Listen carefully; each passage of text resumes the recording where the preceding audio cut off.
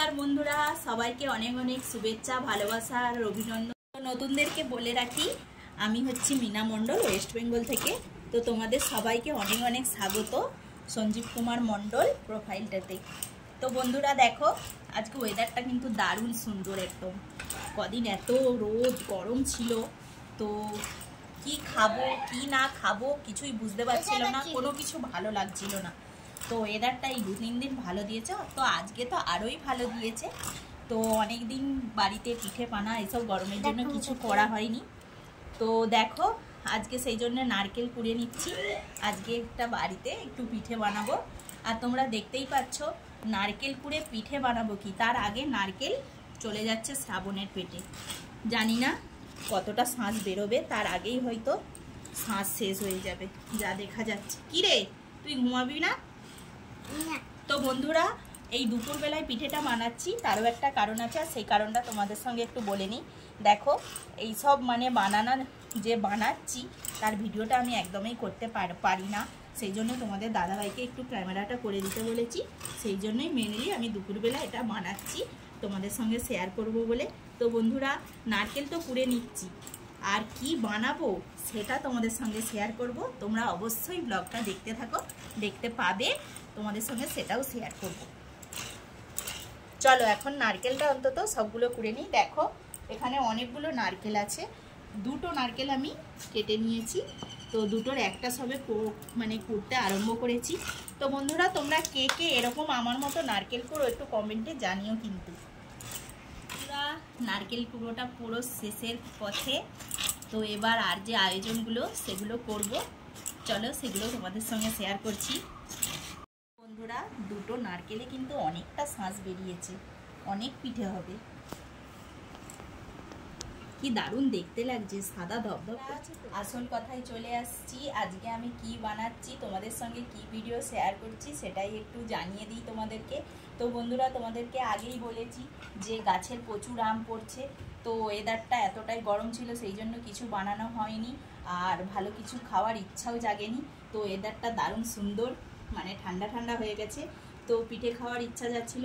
তো বন্ধুরা, তাই ভাবলাম একটু আম দিয়ে পাটিসাপটা বানাই, আর বাড়িতে সবাই এটা খুব পছন্দ করে। এমনি পাটিসাপটা খুবই পছন্দ করে, আম দিয়ে করলে তো আর কোনো কথাই হবে না।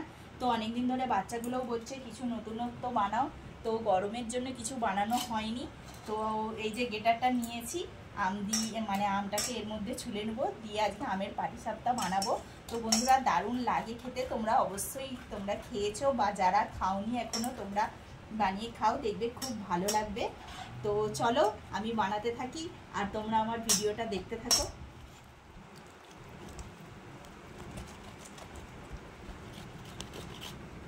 চারটেতেই হয়ে যাবে তো? 4টে আপাতত নিয়েছি, দেখি কতটা পাখি বেরোয়, না হলে গাছের তো অত আম আছে, আরও 2টো ছাড়িয়ে নেব। প্রয়োজন মতো নিতে হবে, নালে আবার ভালো লাগবে না।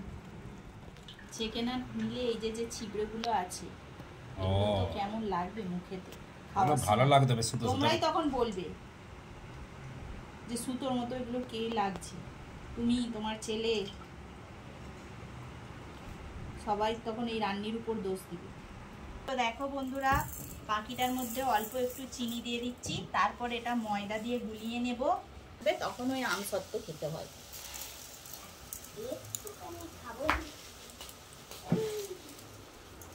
তোর কি আম খুব ভাল লাগে?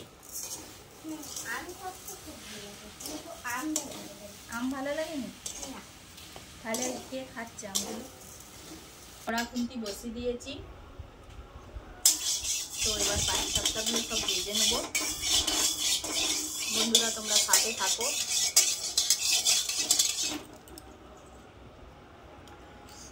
একটু গরম করে না করলে আর কি সব বেরিয়ে যাবে একদম।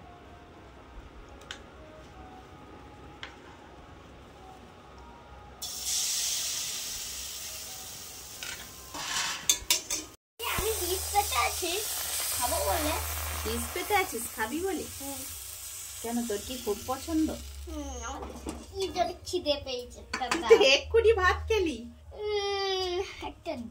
দুবো, দাঁড়া দুবো, গরম গরম। তুই খাবি বলেই তো করতেছি। কোনটা এতগুলো আছে, যে কোনো একটা তো।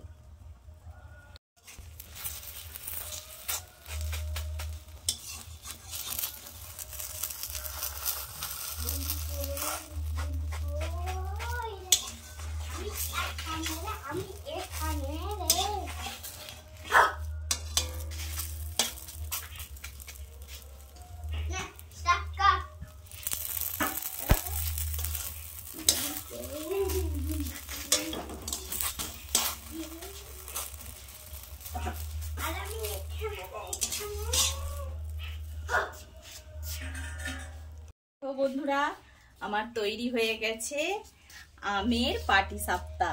তো তোমাদের কেমন লাগছে? যদি ভালো লেগে থাকে তাহলে অবশ্যই কমেন্ট করে জানিও আমাকে।